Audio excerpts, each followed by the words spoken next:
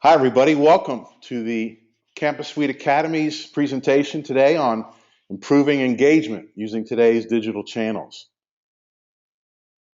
Today, we're going to review some of the best channels for helping you reach your communications goals, things like email, social media, texting, mobile apps, and some others, and help you develop a process so you can actually begin applying some of these tactics in your school or district.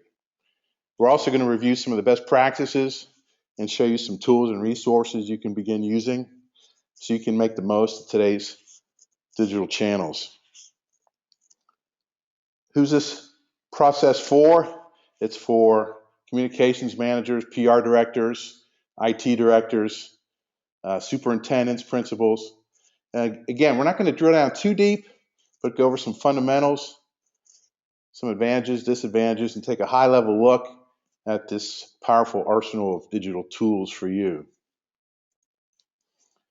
Today's presenters, myself, I'm Jay Cooper, Director of the Campus Suite Academy, and also Content Strategist for Campus Suite. We do websites for schools. And Steve Williams, the VP of Marketing for Campus Suite. My boss, he's the co-founder of Campus Suite Academy, and he's very tech savvy and he has a passion for design in all senses of the word. He's really dedicated to helping administrators embrace and seize the power of web communications. So Steve will be joining us shortly. A little background on Campus Suite. We're here in Cincinnati. We've been helping schools for 15 years make the most out of their website, and the Campus Suite Academy is our commitment to give back to education. Our mission is to share knowledge with educators to help them stay current and improve outcomes, and that means successful students. And when you get right down to it, and it's our professional development arm, and we've presented already several topics in the past: social media in schools, Google Apps for schools, is your school ready for a mobile app? And we've got some future topics in the hopper. We'll share those with you at the end of the presentation, and we like to draw in guest speakers when we can with select areas of expertise to help educators. Again, thanks for your time. We know it's precious these days, and we encourage you to learn more. Go to our website to connect. You can check out our blog there. You can utilize any of the various social media links that we have there. You can tweet even today about attending today's presentation. Connect, engage, and collaborate. Just some housekeeping items. First off, we'll have a Q&A at the end of the session. However, you can submit using your window there, your go to webinar window. You can submit questions at any time, and we'll handle as many as time permits. We hope to wrap this up in about 30 minutes, so you can plan accordingly. At the end of today's presentation, you will get a certificate of completion. Actually, we'll email that to you in a couple of days, but all you have to do is take the brief survey, like 4 questions at the end of the webinar, and we'll get that certificate out to you. Also, a free giveaway. We have a social media guide, and you can get that actually too at campussuite.com/social media. We'll repeat that at the end of today's presentation as well. The goal of today's webinar is to discuss the channels that are available to your school so you can better connect to the school community, and also so you have a better understanding and you can support your communication strategy. We're going to leave it up to you to figure out which ones are the best fit for you, but it really all starts with that communication strategy. We've got several chunks. The first off is keeping up with the times. Secondly, digital channels for engagement. Putting together a process, and some free and inexpensive resources. Okay, what are the digital channels good for your school? These are the popular channels and types of communication, I should add, that have become popular for the lifestyles of today's parents and teachers and students. You have email, social media, text and voice, mobile apps, blogs, and videos. We've included videos and blogs, they're technically not social media or digital channels per se, but they're necessary to include because these show up in search engines, and that's very important today. And they are very good at starting the conversation, and which is really the whole basis of engagement. There's some others too, like digital signage, for example, where you've got in building and grounds digital signage. We're not going to get into those, but these are the areas of focus for today. All right, real quick, just to kind of get a feel for who's out there and what kinds of channels you're currently using, I'd like to ask you to complete the survey that you see on your screen now. Which digital channels do you use routinely to engage parents? I stress the word routinely here because we want to kind of get a good handle on what are some of these tactics that you are currently using to engage, not just on an ad hoc basis, but really part of your program. We've got email, social media, text and voicemail, mobile app, and online video. And I see some of the results there. They're starting to pour in, as they say, and we'll share those with you as soon as they're okay. Here we have, you can see those on your screen right now. Interesting. Email, no doubt, is by far the biggest use. Social media is a lot higher than we might have anticipated. Interesting, there's 10% using mobile apps. So cool.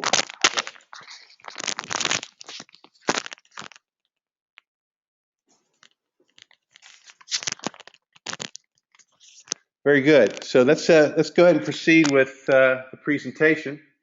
Keeping up with the times. You know, it's one thing to learn about these, but using and applying them is another.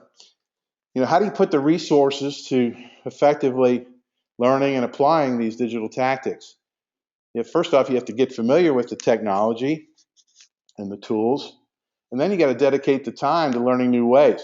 And it really does take a strategic approach. It could mean, for example, changing job descriptions, maybe a new job position even within your district, or maybe it's just a matter of time management. And as we all know, just because something's new doesn't necessarily mean it's always good.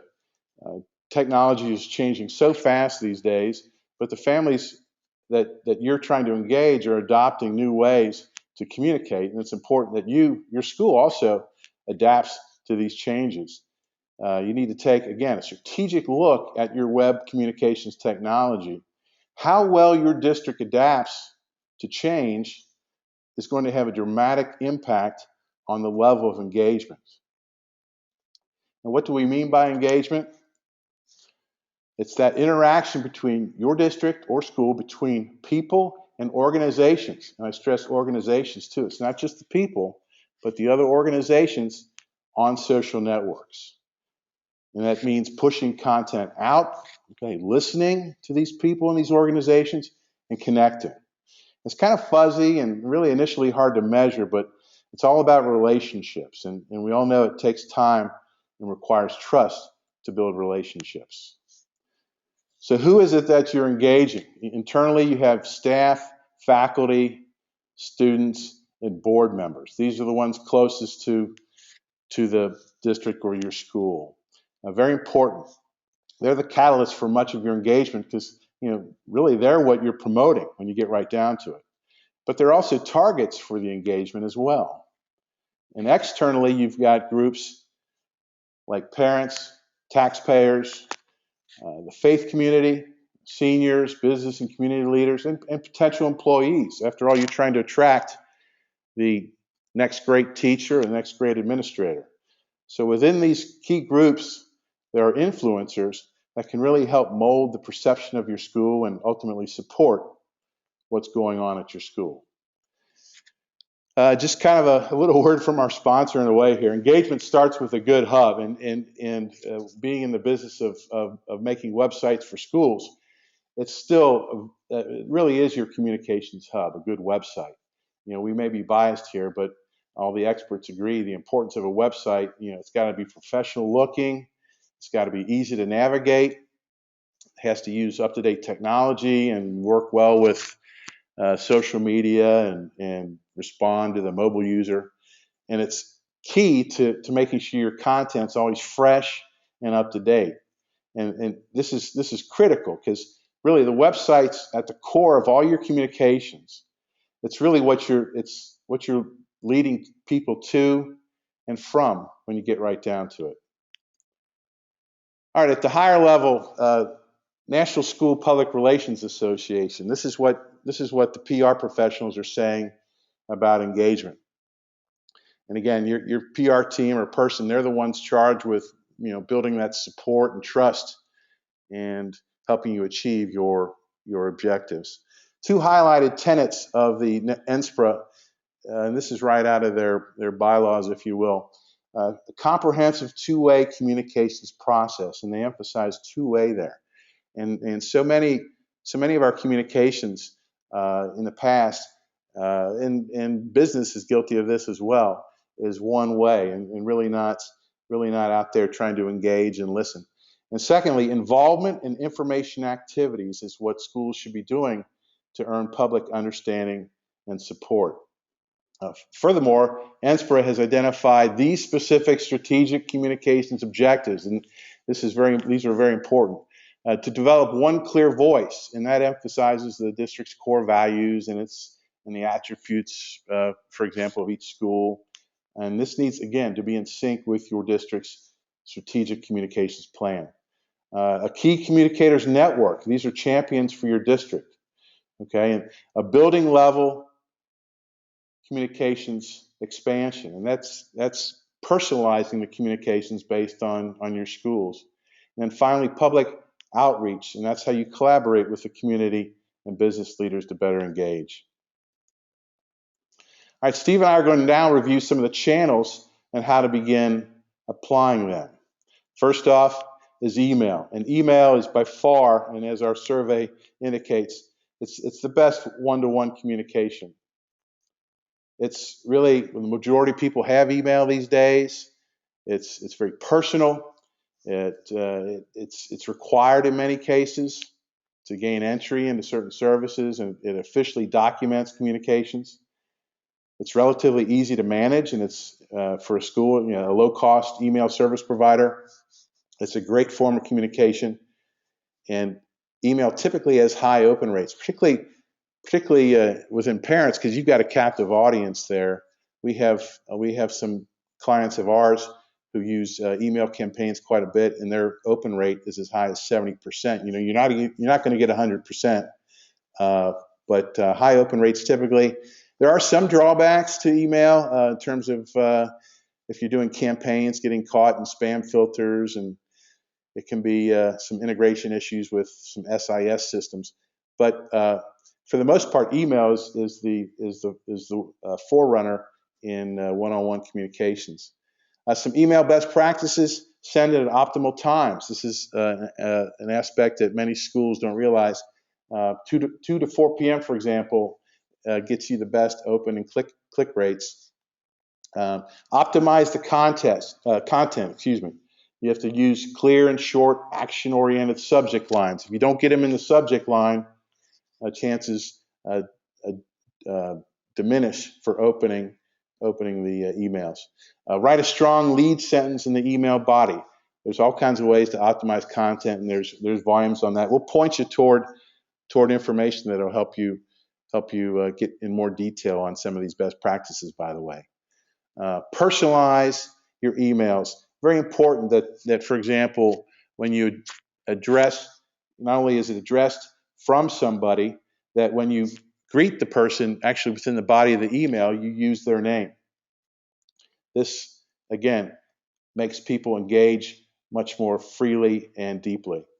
Pay attention to the reporting of what's working and what's not. If your open rate will show the success of stuff getting through, and your click rate, for example, may indicate that maybe some of the links that you're embedding in the email, some work better than others. And when you pay attention, you can actually analyze your email effectiveness. You have to follow the law and make sure you have, for example, the full school address in the footer, and easy ways to unsubscribe, and make it easy for them to sign up, and that you just can't you can't violate their the laws and the rules. And finally, they need to be mobile friendly. Nowadays, more and more people are opening their email via mobile phones, whether it's through a mobile app or through directly through a webmail provider. 53% of email opens are coming these days via mobile. You're not going to get 100% email opens, but again, your parents, and this is the main audience that we're talking about today, they're captive and very attentive, and hopefully invested in the goal of educating their children. Now, what I'd like to do now is turn it over to Steve to talk further about some of the channels, social media channels, that you can start using to better engage your community.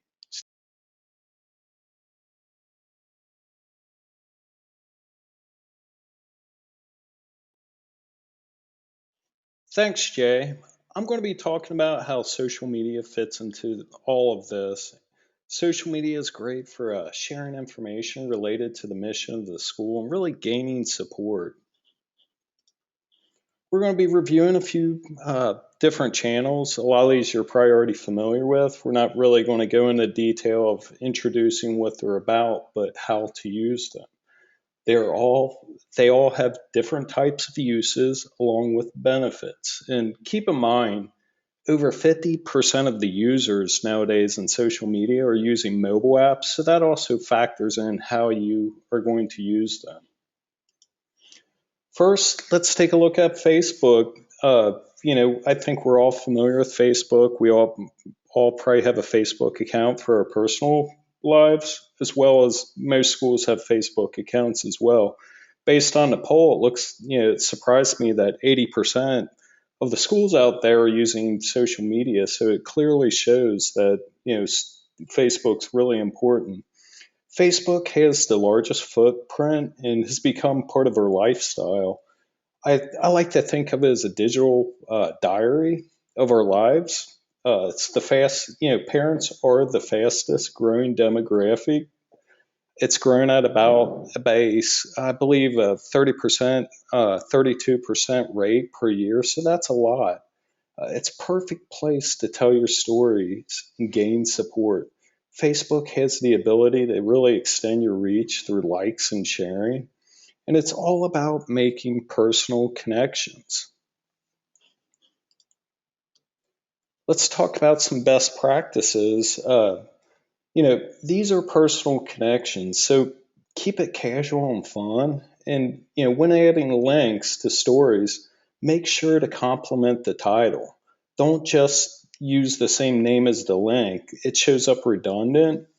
Maybe ask a question or, be complimentary to whatever that story may be. Photos get the most attention, so share often. And, it's a great opportunity for you guys. If there's a school play or some type of event, you can share a whole gallery of images, and people love that. Nowadays, a picture will probably gain double the attention of just regular post.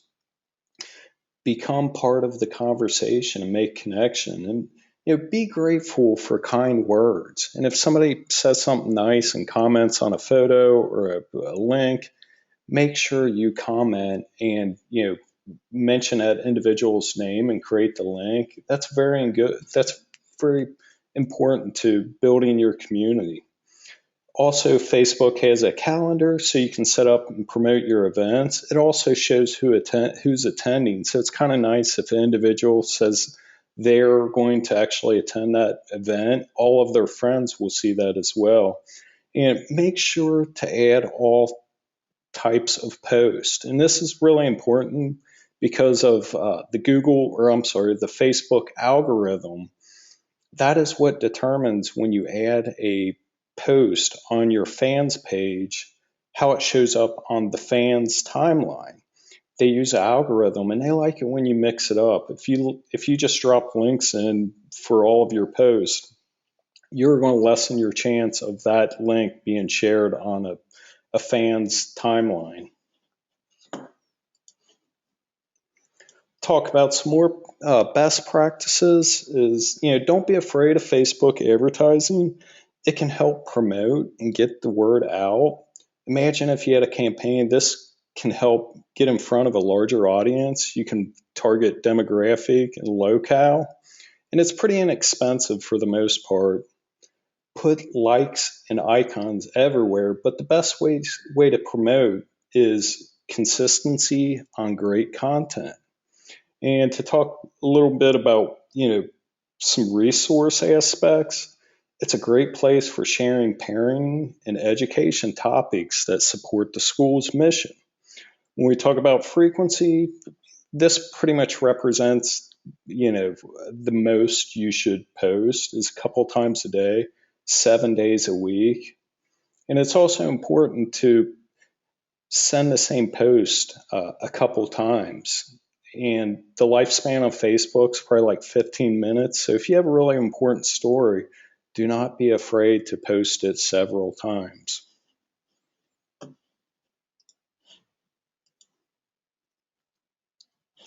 This is an example of my kids' school district to gain support on a very important school levy of remodeling the schools. So they shared several different photos of the actual buildings and how they're decrepit.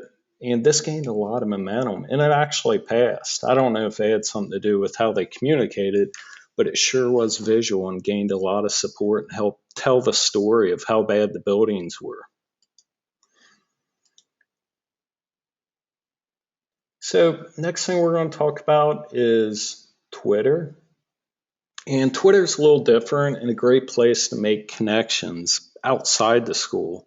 So teenagers are moving from Facebook and using Twitter, and it can be a nice place for teachers, to set up a stream of updates and have all the students follow them. The parents, unless they're tech-savvy parents, are not so much active in Twitter. However, if you do see a lot of parents interested in that, and maybe change your focus of how you're going to use it. But it's really best for immediacy. The lifespan of a tweet is like 5 minutes, so it can be useful to share a stream of updated information. Imagine if your basketball team went to a tournament, you can push updates and stuff like that. It's a really great resource for knowledge sharing. So the latest news can always be found on Twitter before it hits the mainstream. And it's very important to your faculty and staff in terms of sharing and gaining knowledge. It helps you get your stories in front of media sources. In addition, you can share videos on Twitter now as well. We talk about some best practices. Building a following requires being a part of the community. So retweet, favorite, follow, share, really become a part of that. It's hard to gain followers unless you're very active in Twitter. Another tip I like to use on all of our posts is if you add images with your tweets, it improves the click rate significantly. So imagine if you had a picture of some type of student winning an academic award, you can post a picture, of the individual student along with the link to a news release on your website, and it's going to double, it's going to increase the click rate significantly. Twitter is a great place to share and gain knowledge. We're seeing a lot of superintendents creating Twitter accounts and becoming part of the education community, sharing links, also following key resources. Hashtags can be a great resource or great source of sharing topics. Allows you to group information and gain involvement from followers on the same topic.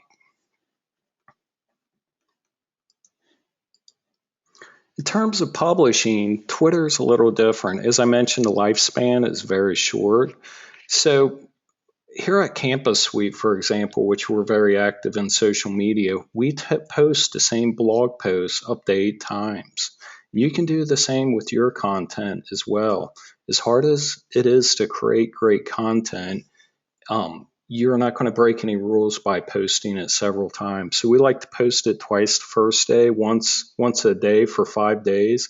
Then we post it once every week. And a lot of this can be set up through like social media software I'm going to be demonstrating here later. Then the publishing frequency, if you publish, 3 to 5 times a day, 7 times a week. That's really good. Pay attention to the most optimal times. We find that nighttime is, one of the more active times of Twitter users. When we get into Pinterest, the reason we added this is it's becoming very popular of a source of information. It's not necessarily a place you push information. However, it does, set up email updates and you can follow people. So think of it as a resource center for, visual links and categories. You can connect people based on interest, and a great place to share topics and stories. And it's quickly becoming a search engine. And what Pinterest is doing is nothing new. For probably a decade, they've had websites that's called social bookmarking, where people can share their bookmarks. It's very similar. What they did, which was successful, is they added the visual element. And you'll find a lot of people use Pinterest as a source for gathering ideas and stuff like that. Maybe they're remodeling a kitchen or something. They go there, and it's very useful. And it also has its benefits for sharing teaching resources. Some of the best practices, all the images are pulled from linked pages. So you can set up pages on your website and add images, and this is going to create links to your website. You can kind of better control how the pins integrate with your actual website. You're going to organize pins in a way that benefits your school community. Think if you create a pin category that is for second grade math resources that can have visual and links to helpful websites. Also, infographics, if you've never heard of them, basically it's a graph that communicates a complex sequence or concept, and it creates it real simple to understand. Very popular, and it's becoming popular in education as well. Pinterest shines in that area. And last, if you have resourceful images or content on your website, add the pin plugin that can be added to your website real easy. So this is my favorite. We're going to talk about Instagram. And Instagram is a really cool photo and video sharing network that can help visually tell your story. It's the fastest growing. Facebook even acquired them because of their user base. It's pretty much mobile only, both the posting the pictures right off your phone and interacting with the timeline. It has very nice, some really cool image editing and video features. I love it because you can apply filters to your images, and it's so amazing how professional they look. So all of this happens right on your phone. And it's perfect for sharing photos and stories that are, in a timely fashion of your school. In terms of some best practices, you can equip a team with the same account. So imagine if you dedicated key individuals to gather images of the school, maybe one's at a football game or some type of academic event. They can be snapping the photos and sending them up. But you can also do this with like hashtags. So similar to Twitter, it allows you to set up hashtags as well. So post timely events, don't worry so much about how professional they are. The publishing frequency, we like to go 2 to 5 times per week. So I'm going to give it back to Jay to talk about texting and voice.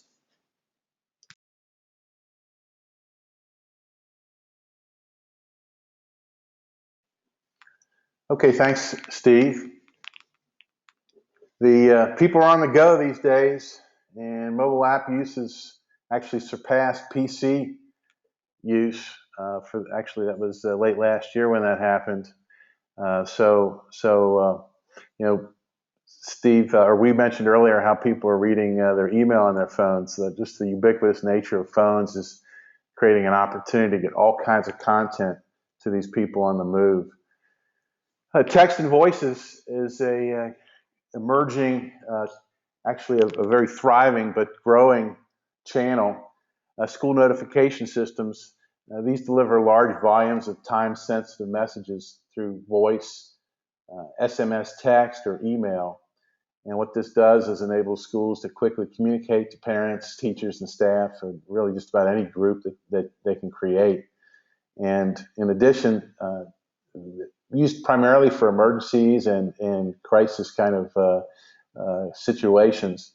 But they can be delivered also through push notifications through mobile apps and social media and website and desktop alerts as well. Some best practices in this channel, and this is thanks to our good friends at School Messenger.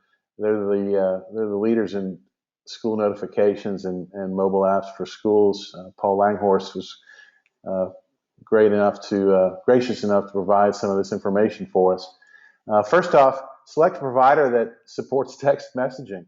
That's critical, and make the opt-in process as easy as possible for your parents. You can have them sign a release upon school registration, or they can have a checkbox on an online enrollment form.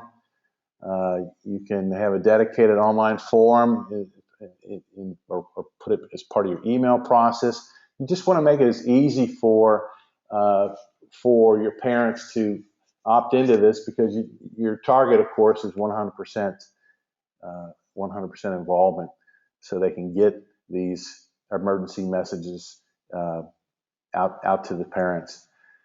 Thirdly, allow parents to manage their messaging preferences. For example, I want every emergency call to be a voice call, or the less emergency natured messages, general announcements, for example, should be text messages or emails. And certain providers will enable you to do that, to manage their preferences. Save your notifications for events that are 3 and 5 days out. Don't overuse it. And you can also include links to other resources.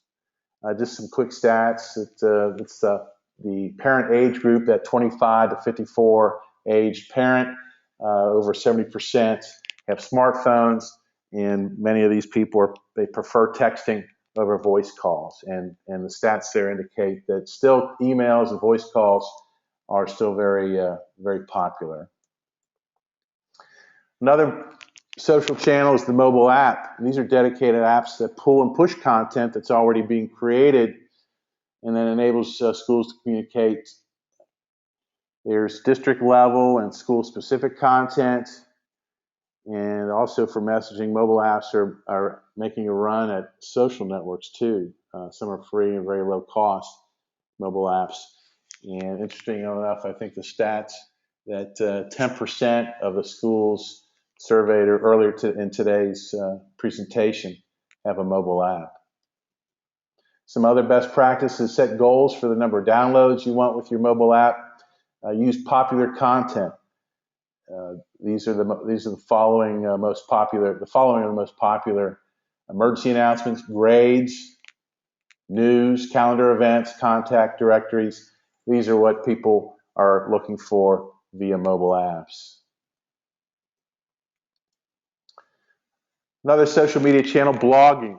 This is a great way to share the vision and mission of your school from a point of view. It gives you full control of your messaging. It promotes dialogue by inviting comments, and that's what it's all about, that two-way conversation.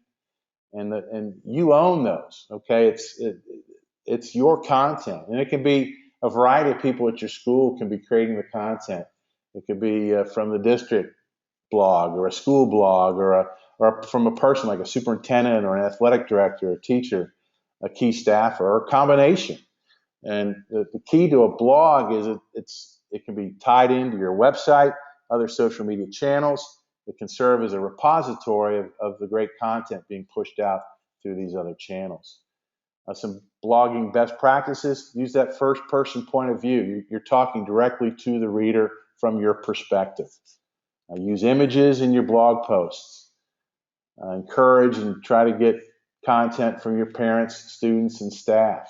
I'm surprised at how many schools don't have blogs. If I were a superintendent, if I were a principal, many teachers do, they have class pages or whatever, but a principal or superintendent, it's a great way to get your kind of school brand out there and establish your leadership style and do it on a routine basis through a blog. And share success stories, achievements at your school, extracurricular activities, staff accomplishments, you name it. There's countless stories exist in your district. Encourage guest bloggers.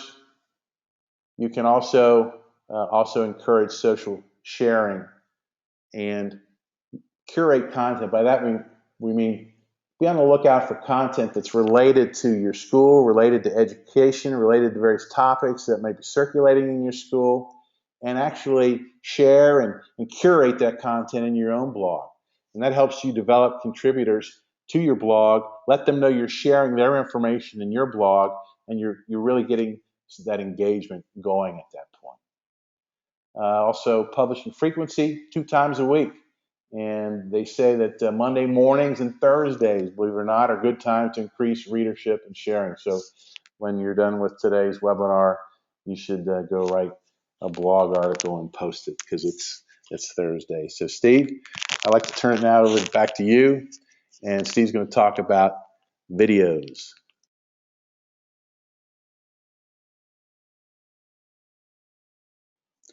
So talk a little bit about videos. We made videos a separate channel because it's a little different, and it's a very powerful tactic for your communication.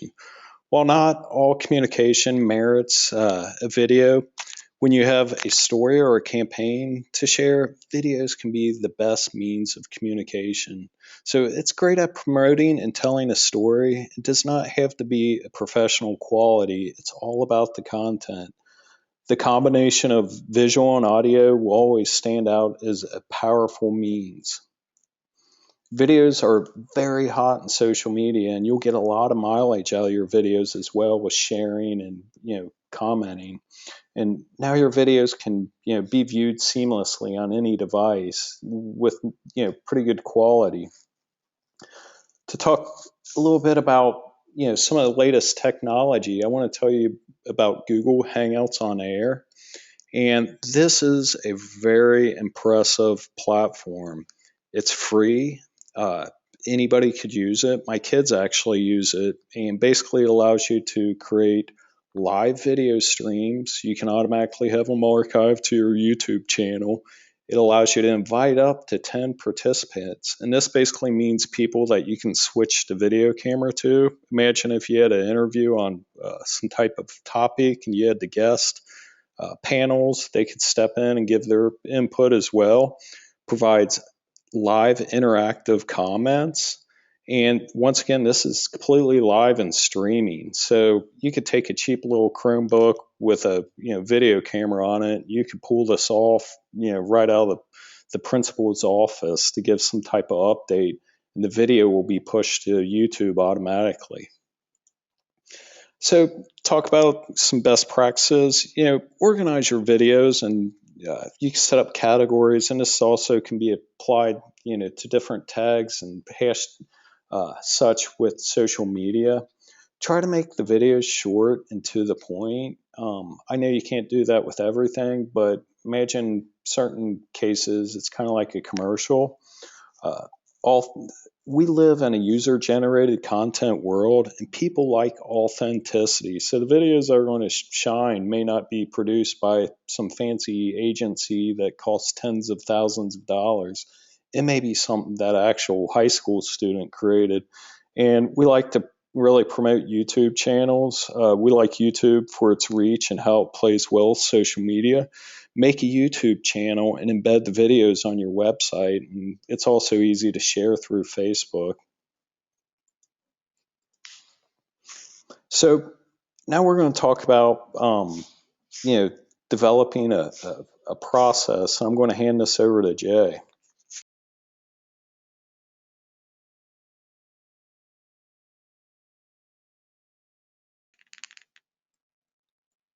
Okay, so how to use digital channels effectively.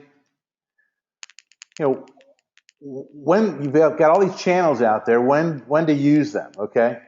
We put together this matrix here by categorizing the kinds of communication tactics your district's using. You can plug into the appropriate channels. That way you're maximizing your opportunities for engagement. So this should be part of your communications plan. And don't forget the content for each one of these rows, each one of these, or excuse me, each one of these columns, each one of these channels needs to be properly formatted. Here, to give you an example, school closing, one we're very familiar with here locally. Um, if you had a school closing, for example, you might only use these 4 channels. Send out email, social media, the emergency notification via text and or voice, and you run that content out through your mobile app. You wouldn't be producing a video or blogging about it, okay? Another example, tax levy campaign. Steve was talking earlier about how the tax levy campaign in his neighborhood, he said, well, he doesn't know if the Twitter campaign really made an effect. You know what? In many cases, tax levy campaigns are decided by just a few votes. A couple hundred votes here or there can turn a levy one way or the other. So I would suggest that any kind of social media engagement is going to help your cause. For example, in a tax levy campaign, you'd email the campaign to tell the full story. Again, that personal relationship that email develops. You do a day of vote text and voice alert. Don't forget to vote. YouTube posts, as Steve mentioned before, school district employing YouTube posts. Blog articles from the superintendent or a board member or an art director whose funding might be on the chopping block. Social media posts. So here's an example where you're using all the channels to help engage your audience. Now, as we get down to the stretch run here, let's talk about some free and inexpensive tools that you can start using to begin using social media in your schools.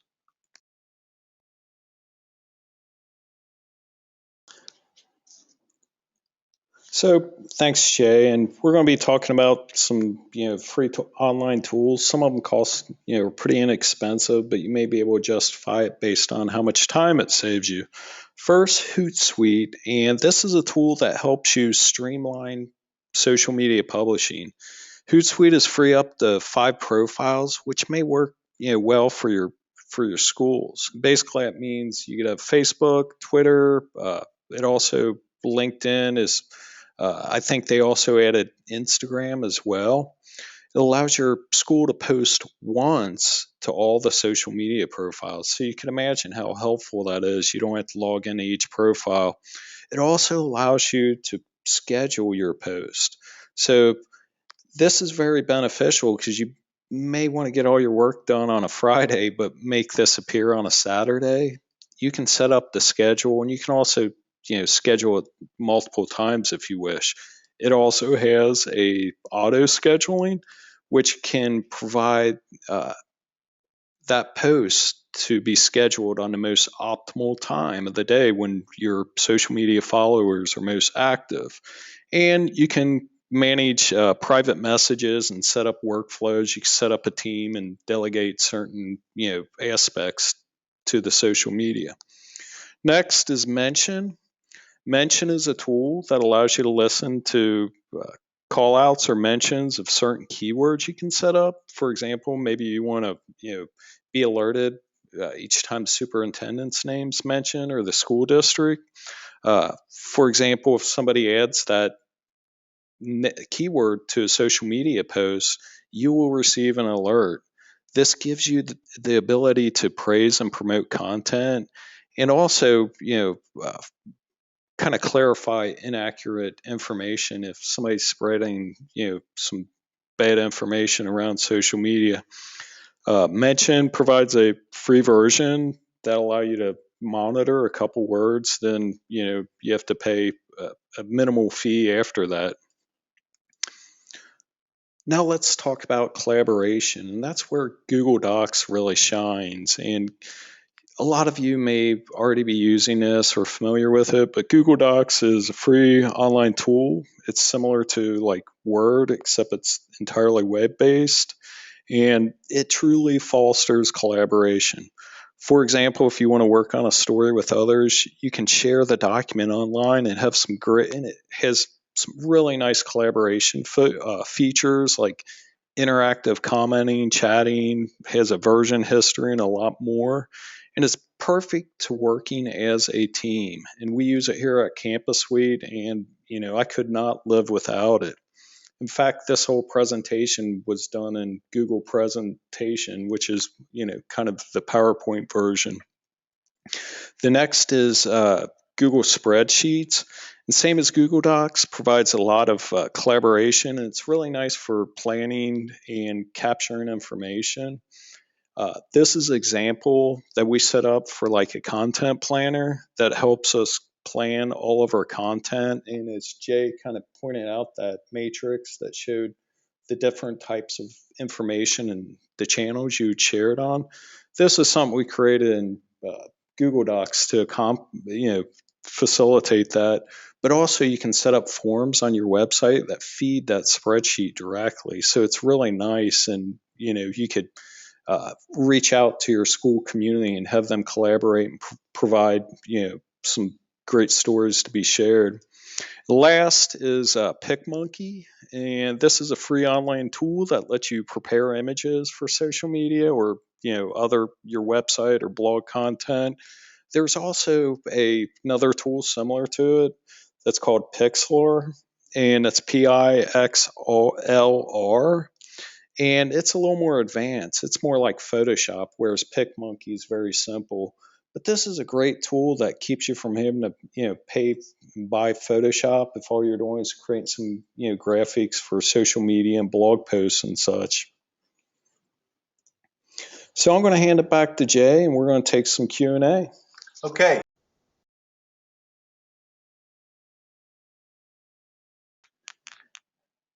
Okay, we're looking at, if you have a question that you'd like to submit, I know we're up against the clock here, and we apologize for stretching this a little longer than we anticipated, but if you have any questions out there that you'd like to submit them now. We'll try to get to as many of them as possible. Here's one from Sarah, and she's asking, what if YouTube is blocked at our school? What should we do then? Well, that's a good question, because YouTube certainly isn't blocked, for the your outside community, and it's the most powerful channel for videos. And my answer to that would be Vimeo. Vimeo is very similar to YouTube, and they have a pay version. I think it's like $20 a month. I'm not certain on that, but it works just like YouTube, and it has some very nice quality features, and you can eliminate all the ads and stuff at the end if you wish. But I would suggest using both, because YouTube, from the outside perspective, is really going to extend your reach. Here's a question, Steve, from Justin. It says, do we really need a mobile app? That's a very good question. What are the mobile app options? Well, the question is, do you need a mobile app, or is this something the parents are asking for? And parents are very active, using phones and mobile apps, so they kind of expect schools to do the same. And what a mobile app does is make it very efficient for people to connect to information for your school instead of using a responsive website and stuff. Responsive design websites, the websites adapt to your phones, they're equally as important. However, the mobile app kind of condenses all that information and makes it very efficient to use. In addition, you can push notifications and stuff like that. So we've seen, a very large interest in mobile apps. We're integrating Campus Suite in there and with the mobile apps, but they're really nice, for calendars, directories, all of that stuff. It uses native features on the phone. So you click a link and it launches, makes a phone call and stuff like that. I've been getting a lot of questions about the slides, and we will be posting the slides after the actual webinar. So we're going to be following up with everybody with the email with your certificate, a link to the video, along with the slides and many other links. I have another individual that was mentioning Buffer, and Buffer's a nice little tool, just like Hootsuite. I believe they offer a free version.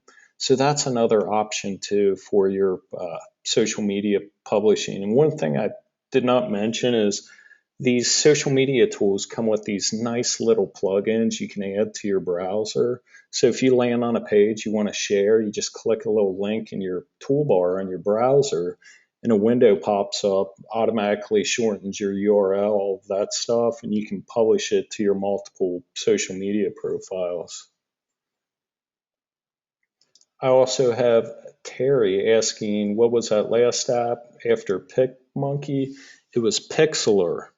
And basically that's spelled Pixlr. And this is going to be an advanced version of PicMonkey. They have a free version, but they also have a paying version. It's completely cloud-based, and you could use that for advanced features in lieu of like Photoshop.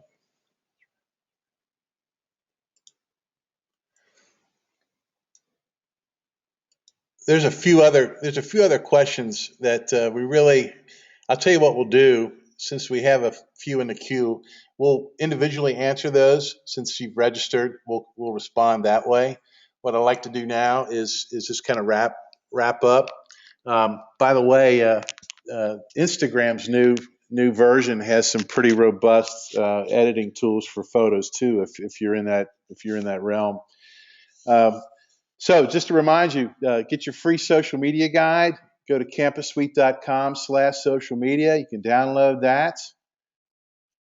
Also, we'll email you your certificate of completion once you complete a brief survey following this last slide coming up.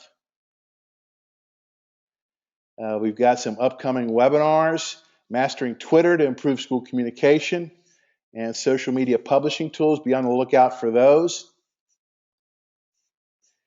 And remind you to please link up with us via these social networks. You can always go to our website and bookmark it. You can check out our blog. You can subscribe if you like. You can follow us on Twitter. You can share. You can tweet about this webinar if you'd like. We want to engage. That's what this is all about. And again, thank you for your time. And please complete the survey. And talk to you next time.